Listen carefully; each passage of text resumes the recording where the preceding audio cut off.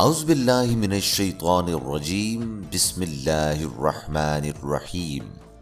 اللہم صلی علی سیدنا و مولانا محمد وعلی آل سیدنا و مولانا محمد وبارک وسلم۔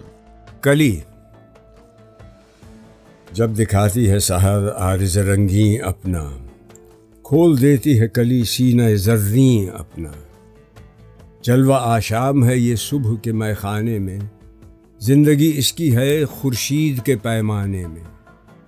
سامنے مہر کے دل چیر کے رکھ دیتی ہے، کس قدر سینہ شگافی کے مزے لیتی ہے۔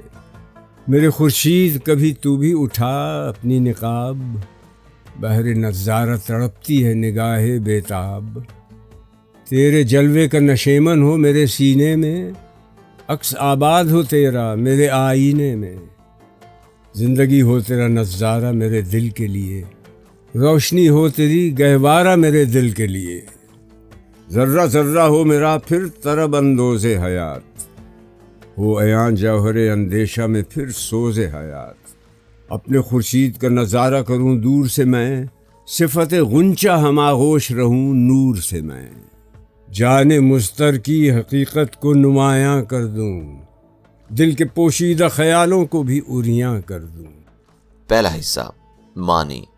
عارض چہرہ، سینہ زریں، کلی کے اندر زرد رنگ کا مادہ مراد سنہرا۔ جلوہ آشام مراد طالب جلوہ۔ سینہ شگافی، سینے کا کھلنا یا تازگی۔ مطلب اس نظم میں کہا گیا ہے کہ جس لمحے سحر اپنا عارض رنگین دکھاتی ہے، یعنی شب کے خاتمے پر صبح کا چمکیلا روپ ظاہر ہوتا ہے، تو اس روپ کو جذب کرنے کے لیے غنچہ چٹکتا ہے اور پھول بن جاتا ہے۔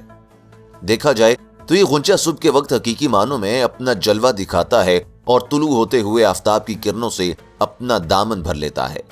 یہ غنچہ سورج کے روبرو اپنا دل چیر کے اس طرح سے رکھ دیتا ہے کہ عملاً سورج کی کرنوں کے طفیل وہ سینہ شگافی کا لطف بھی اٹھاتا ہے۔ مراد یہ ہے کہ ایک کلی علی صبح طلوع آفتاب کے لمحات میں چٹک کر سورج کی کرنوں سے حقیقی معنوں میں یوں لطف اندوز ہوتی ہے کہ انبساط و مسرت سے پھول بن جاتی ہے۔ دوسرا حصہ معنی۔ جوہر اندیشہ، قوت فکر۔ مطلب ان اشعار میں اقبال سورج کو مخاطب کرتے ہوئے کہتے ہیں کہ کبھی تو بھی اپنی حقیقت سے مجھے آگاہ کر کہ میری بیتاب نظریں تیرے نظارے کو تڑپتی رہتی ہیں۔ میری آرزو ہے کہ تو میرے سینے کے اندر جلوہ افروز ہو جائے اور میرے دل کے آئینے میں تیرا عکس معجزن ہو جائے۔ تیرا نظارہ میرے دل کے لیے روشنی کی مانند ہو اور یہی روشنی میرے دل کے لیے گہوارہ بن جائے۔ اس صورت میں میری زندگی مسرت و انبساط کی حامل ہو سکے گی، تاکہ میری فکر اور سوچ کے ذریعے زندگی کا سوز عطا ہو۔ تو بے شک مجھ سے دور چمکتا ہے، پھر بھی میں تیرا نظارہ کرنے کا خواہاں ہوں اور غنچے کی مانند تیری روشنی سے استفادہ کر سکوں۔ اس صورت میں اپنی مضطرب زندگی کے حقائق دوسروں پر نمایاں کر دوں گا اور جو خیالات میرے دل میں پوشیدہ ہیں وہ بھی سامنے آ جائیں گے۔